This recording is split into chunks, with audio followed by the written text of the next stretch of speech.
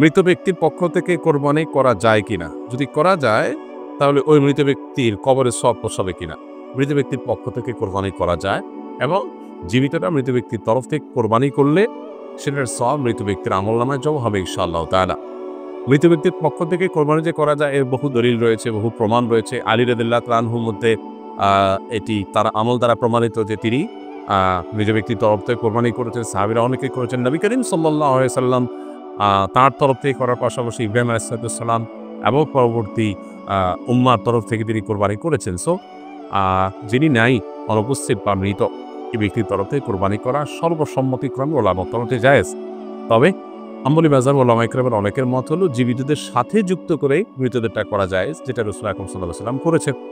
আর অন্যান্য ওলামা ইকরাম, অন্যান্য মাযহাব ওলামা ইকরাম সহ অন্যদের মত হলো যে এরকম কোনো শর্ত নেই, বরং আপনি জীবিত ব্যক্তির তরফ থেকে একটা নাম, একটা তরফ থেকে একটা শরীক, আবার মৃত্যুর তরফ থেকে একটা শরীক অথবা একটা পশু আলাদা করে কোরবানি করতে পারেন, কোনো অসুবিধা নেই।